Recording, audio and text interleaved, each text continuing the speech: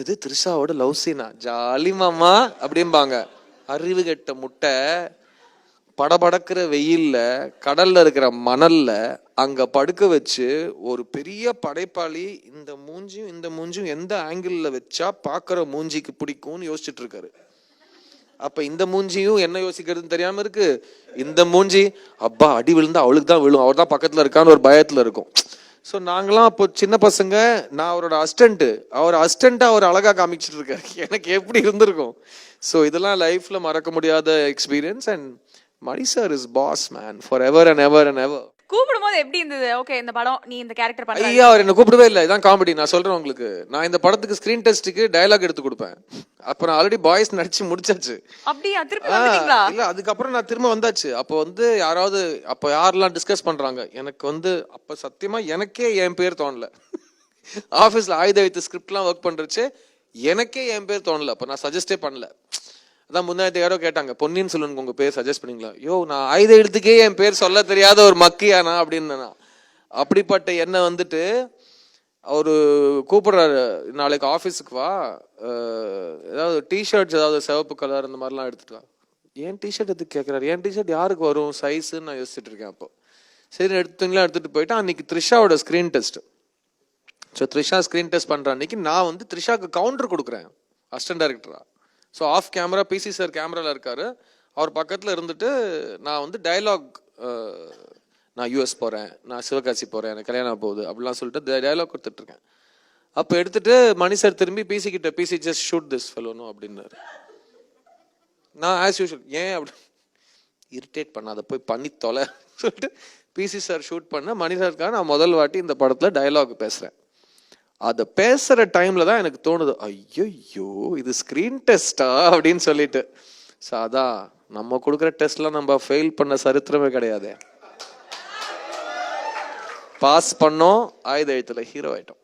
And sink சவுண்ட்ல அந்த படம் ஃபுல்லாவே ஒரு 2 ஃபிலிம்ஸ் ஓல்ட் அண்ட் திடீர்னு இல்ல நான் தியேட்டர் பண்ணி வந்தவன். சோ எனக்கு அதுல பிரச்சனை கிடையாது. பிளஸ் அந்த படத்துல 6 பேர் நடிச்சாங்கன்னு வச்சுக்கோங்க. தமிழ்ல 6 பேரு, ஹிந்தில 6 பேரு. அந்த 12 பேர்ல நான் தான் 2 பாஷையும் கரெக்டா பேசுற ஆளு.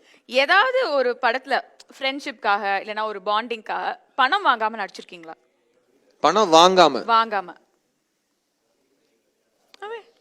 நிறைய படங்கள் அந்த மாதிரி நடந்திருக்கு. பணம்ங்கிறது இஸ் நாட் தட் இம்பார்ட்டன்ட்டுங்க. அது எப்படி சொல்றது, நிறைய படங்கள் அந்த மாதிரி இருக்கும். நீங்க கம்மி செலவுல நடிச்சிருப்பீங்க, பாதி சம்பளம் வாங்கியிருப்பீங்க, கொஞ்சம் சம்பளம் வாங்கியிருப்பீங்க, பரவாயில்ல கொடுக்க வேணாம்னு சொல்லி விட்டுருப்பீங்க. நிறைய படங்கள் இருக்கு அந்த மாதிரி. சூப்பர். சோ இப்போ எஸ்ஆர் முடிஞ்சிச்சு. ஓகே சூப்பரா. அப்பா சார், பிஃபோர் ஆஸ்கிங் ஒரு ஸ்பெஷல் செக்மெண்ட், ஃபைனல் செக்மெண்ட் இருக்கு. அதுக்கு முன்னாடி ஒரு விஷயம் சொல்லணும்னு நினைக்கிறேன். What if I tell you are like DiCaprio of South Indian cinema? ஏங்க I'll tell you why. என்ன காரணம்னா, இப்போ ஒரு ரோமியோ ஜூலியட், டைட்டானிக் இந்த படங்கள் வந்துட்ட பிறகு டிகாப்ரியோக்கு அவ்வளோ பேர் வராங்களா, லைக் ரொமான்டிக்கான சப்ஜெக்ட் எடுத்துட்டு வந்து பெரிய பட்ஜெட்ல. பட் ஸ்ட்ரிக்ட்லி செட் நோ, நான் இந்த மாதிரி படங்கள் பண்ணவே மாட்டேன், ஆல்ரெடி நான் பண்ணிட்டேன்னு. லைக் எக்ஸாக்ட்லி நீங்க பண்றதா அப்படிதான் இருக்கு. பிகாஸ் அது ஒரு பயங்கர கம்ஃபர்டான ஜோன். அவ்வளோ பேர் லைன்ல இருக்காங்க, இவர் வச்சு ரொமான்டிக்கா சூப்பரா படம் பண்ணலான்னு. But you strictly saying no. நான் அடுத்த 10 வருஷத்துக்குள்ள டிகாப்ரியோ ஆஃப் இந்தியா ஆயிடுவேன். அதுக்கும் நான் காரணம் சொல்றேன். கண்டிப்பா அதுக்கும் நான் காரணம் சொல்றேன். எனக்கு டிகாப்ரியோ பார்க்கறச்சே மிகப்பெரிய பொறாம ஒன்று இருக்கு. ஏன்னா ஒரே நேரத்தில் மார்டின் ஸ்கார்சேசி, ஸ்டீவன் ஸ்பீல்பர்க் விட்டு விடாம ஒரு படமும் அந்த பையனோட பண்றாங்க. அதை என்னை பார்த்து ரொம்ப பொறாமப்பட வச்சிருச்சு. அவனுக்கும் தாடி வரல, எனக்கும் தாடி வரல. அவனையும் நிறைய பொண்ணுங்க லவ் பண்றாங்க, நியூ பொண்ணுங்க லவ் பண்றாங்க.